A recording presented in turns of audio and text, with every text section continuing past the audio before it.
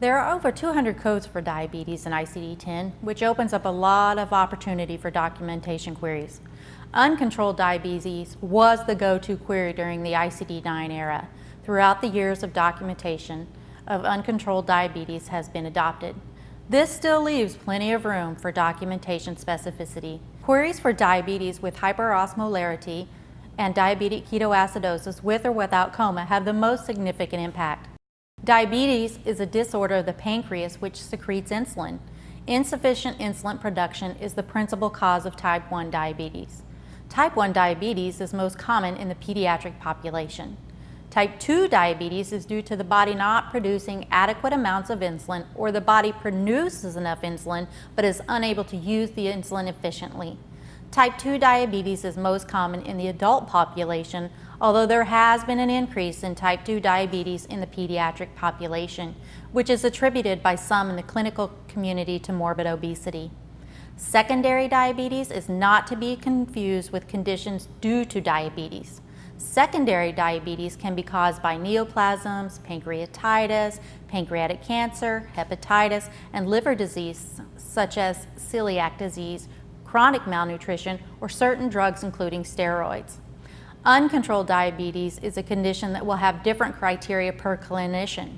It would be clinically relevant to generate a query for uncontrolled diabetes if the patient had 2 or more fasting blood glucose levels above 130, or 2 or more random blood glucose tests above 200.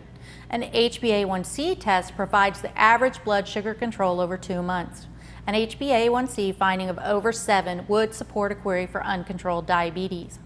Common clinical indicators of uncontrolled diabetes include excessive thirst, frequent urination, drowsiness, dehydration, headaches, blurred vision and pain, and tingling in the feet. Diabetic hypoosmolarity is a serious condition caused by extremely high blood sugar. A blood sugar reading of over 600 with supporting clinical indicators would support sending a query for diabetic hypoosmolarity. Diabetic hypoosmolarity is most common in type 2 diabetic patients.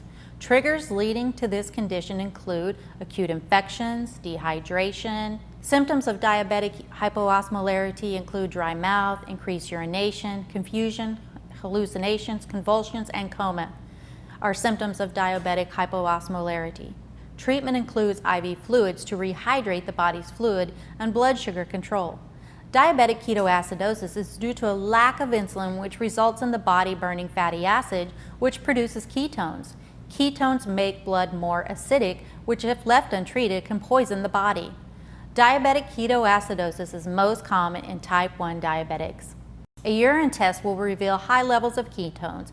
Insulin and IV fluids for rehydration are the standard of care. Conditions such as noncompliance with insulin therapy, acute infections, and dehydration can lead to diabetic ketoacidosis.